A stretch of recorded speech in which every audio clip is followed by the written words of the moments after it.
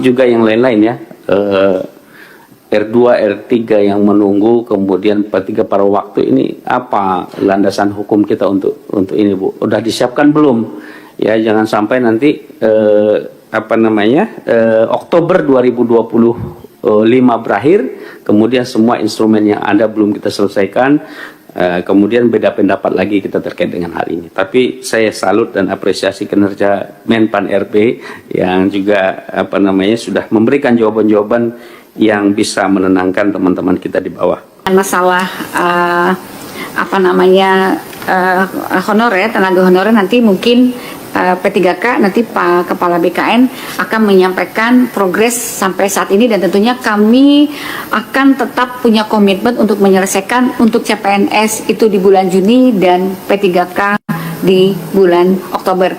Dan tadi untuk yang tahap 2 hari ini sudah mulai ada tesnya gitu. Jadi tidak pernah kami menyampaikan ada penundaan, Bapak.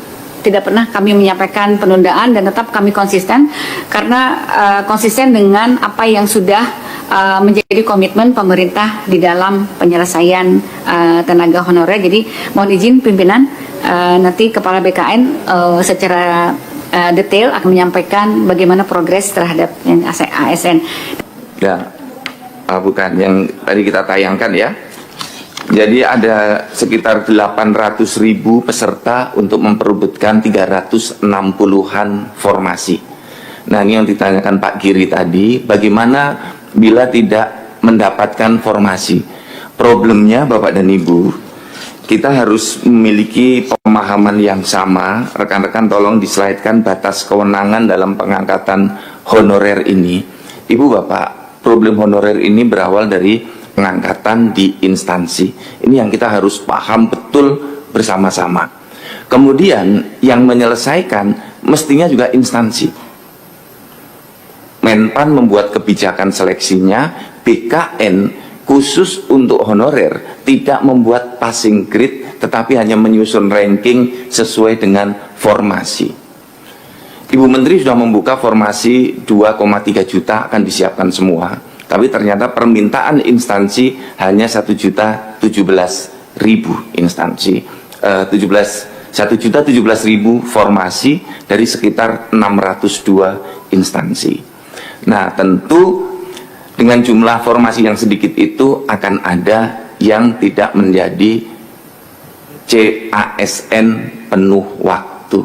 Selebihnya akan menjadi ASN paruh waktu. Ini kebijakan seperti itu, Ibu dan Bapak.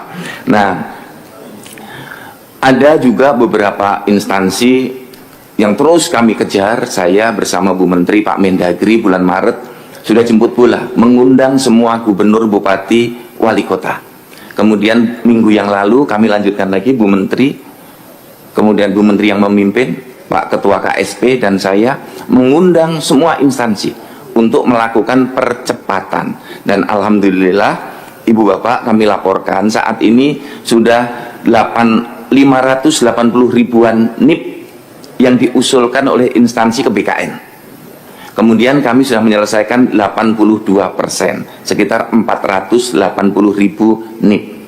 Nah, sekarang yang sudah menjadi SK, ini yang sudah menjadi SK itu baru kisaran 14% dari target. Kita masih punya waktu 1 Juni untuk CPNS dan 1 Oktober untuk P3K. Dan dengan harapan 30 Juni sudah tuntas, sudah diserahkan SK-nya, dan 30 Oktober P3K juga sudah tuntas. Nah, ini per 15 kemarin, tanggal 15 April, dan pagi hari ini sudah naik ke 14%. Kemudian melanjutkan yang disampaikan Ibu Menteri tadi, Bapak dan Ibu, konfigurasi ASN kita di beberapa instansi besar mengalami pergeseran yang mendasar.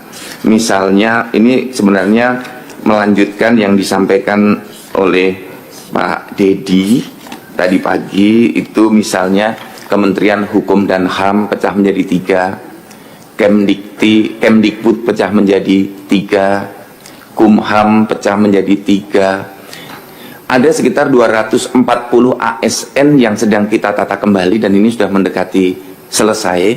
termasuk pengisian jabatan struktural 83%, eselon 1, eselon 2 sudah masuk dan sudah kami koordinasikan.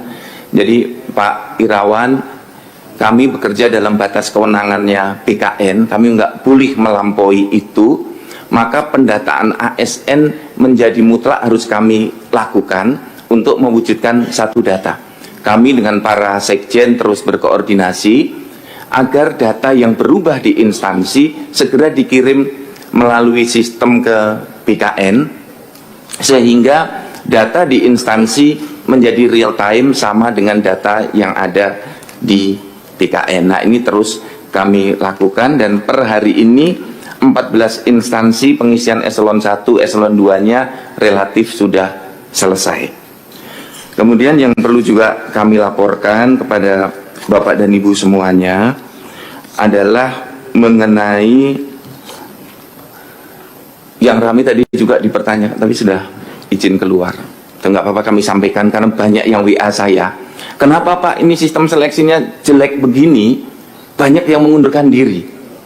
Jadi Bapak dan Ibu izin kami melaporkan, yang banyak mengundurkan diri sesungguhnya adalah hasil optimalisasi. Optimalisasi adalah kebijakan yang dibuat oleh pemerintah untuk menghindarkan agar tidak terjadi formasi yang kosong. Nah, optimalisasi ini mudahnya adalah aslinya yang bersangkutan tidak lulus pada formasi yang dilamar. Misalnya di Kementerian Pendidikan, Kebudayaan, Ristek dan Dikti ini sebagian besar dosen dia tidak lolos dan tidak lulus, misalnya mendaftar pada formasi dosen sosiologi di Universitas Negeri Jember. Formasinya 2, yang bersangkutan ranking 3 dan 4. Maka dia tidak lulus. Kemudian di Universitas Nusa Cendana ada jurusan sosiologi yang melamar tidak ada. Maka 2 orang nilai terbaik secara sistem dikirim ke Nusa Cendana.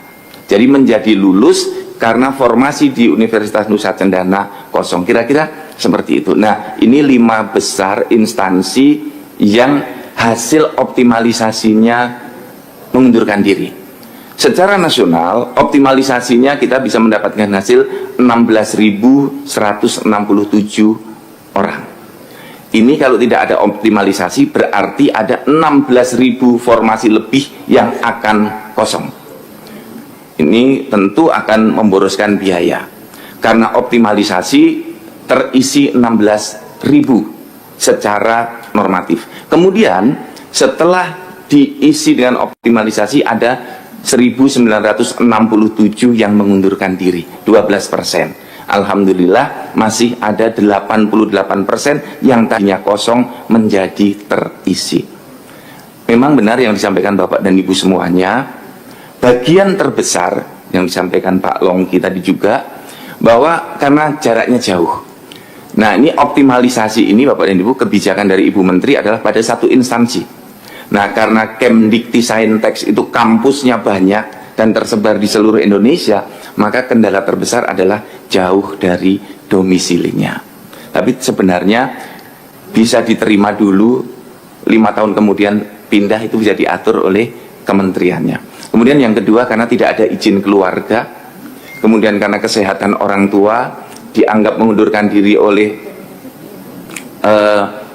karena dari usulan instansi, kemudian sedang S2 atau S3 di tempat yang lain, kemudian terkendala kondisi kesehatan, kemudian dia merasa salah memilih formasi. Wah, ternyata bukan ini yang saya pilih, saya tidak cocok, kemudian mengundurkan diri. Ini ada pernyataan dari yang bersangkutan. Dan yang terakhir, merasa penghasilannya kalau nanti jadi PNS itu sedikit. Ini Bapak dan Ibu gambaran hasil optimalisasi, dan seperti yang muncul di berbagai media, kami terbuka, Ibu Menpan, kami dari BKN terbuka untuk perbaikan sistem. Pada intinya adalah semua yang optimalisasi ini berbasis sistem.